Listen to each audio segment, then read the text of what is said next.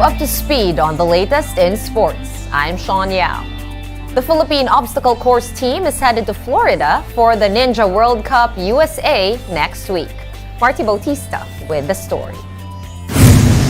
The Philippines' top athletes for obstacle course will go head-to-head with the world's best at the Ninja World Cup USA next week. Representatives of the country were chosen by the Pilipinas Obstacle Sports Federation through a qualifying round held this weekend. The federation is confident of the team's chances in the world stage. Top in the world for this format. The short format, the fast formats, which are OCR, Obstacle Course Race 100 meters, which is anywhere from 10 to 12 obstacles in 100 meters. We are recognized to be world-class, and we're very proud of that. Team Philippines swept through the competition en route a 4-gold finish in the 32nd Southeast Asian Games in Cambodia. This was a repeat performance of the country's haul in the 2019 Games in Manila. Mark Rodelas, who won gold at the individual obstacle races in the SEA Games, will also be part of the Philippine contingent to Florida. He also holds the world record in the 100-meter men's obstacle course race with 25.09 seconds. Confident, but at the same time, syempre medyo nakakatakot din kasi yung expectation, masyadong mataas yung expectation. So, yeah, kung ano yung kapalaran na dumating, we will accept. But definitely, magpe-perform kami doon na maganda.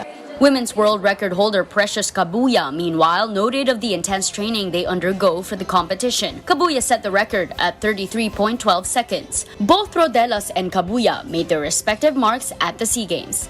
Talaga nag-e-enjoy kasi parang playground lang po talaga yung obstacle eh. Everyday po kami nagtitraining, Monday to Saturday, and 2 times a day or minsan 3 times a day pa po talaga. Sobrang hirap po ng training namin. Mukha lang po madali pero yung katawan po namin medyo bumibigay-bigay na din. The Ninja World Cup USA will happen at the Orange County Convention Center in Florida from July 27 to 30, after which Team Philippines will also see action at the Ultimate Ninja Athlete Associate World Series Championship before taking on several tournaments in Malaysia, Belgium, and Texas later in the year. For News 5, Marty Bautista, We Are One News. Moving on to basketball now. 17 pool members attended Gilas Pilipinas' training just 1 month ahead of the FIBA World Cup. One of them is Scottie Thompson, who was present despite a fractured hand. However, Thompson did not participate in the scrimmages and just observed from the sidelines of the Meralco gym. The Barangay Ginebra guard is set to undergo another X-ray next week. There is no clear timeline yet on when Thompson can return for full basketball activities. Meanwhile, Jordan Heading is also out of the pool for the FIBA World Cup due to a back injury. Heading will be flying to the United States later on for his rehab. With this, Gilas loses one outside threat in the pool for the World Cup. And here's another cager who may or may not join the Gilas training, Pinoy big man Kai Sotto. Sotto is set to return home after his NBA Summer League campaign. The player is still dealing with back pains, but his agent Tony Ronzoni allayed fears about the extent of his injury. Once home, Sotto will rest before planning his next steps moving forward. Sotto was able to see action for the Orlando Magic in 2 Summer League games, but he was used sparingly in the Magic's final game due to his back issues. We're taking a timeout. The game on One News Now will return after this quick break. Stay tuned.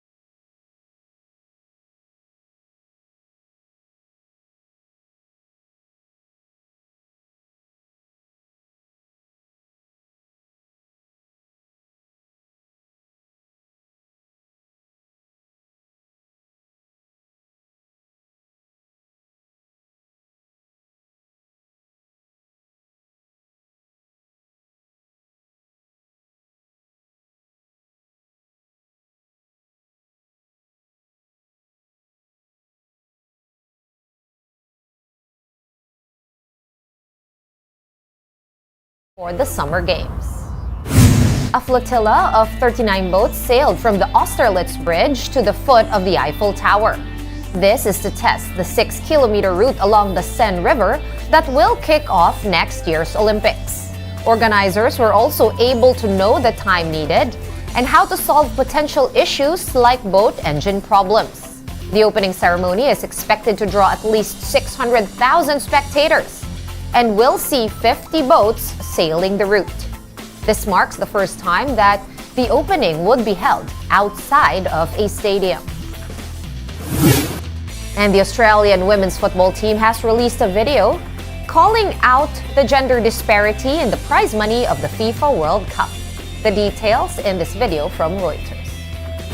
This World Cup is a celebration of that progress that we've had to earn every step of the way. As our platform has grown, we've shown the world that women's football is a powerful force for good by supporting the causes close to our hearts. We've come a long way in a short time. It's been humbling and life-changing for all of us. But we're not stopping now. 736 footballers have the honour of representing their country on the world's biggest stage, this tournament. Yet many are still denied the basic right to organise and collectively bargain. Collective bargaining has allowed us to ensure we now get the same conditions as the Socceroos, with one exception. FIFA will still only offer women 1/4 as much prize money as men for the same achievement. We call on those who run the game to work to provide opportunities for girls and women in football, whether that be players, coaches, administrators or officials. And we call on all those in positions of power across football, business and politics to come on this journey with us to make women's football as big as it can be. And former boxing world champion Floyd Mayweather attended a political campaign event in Zimbabwe.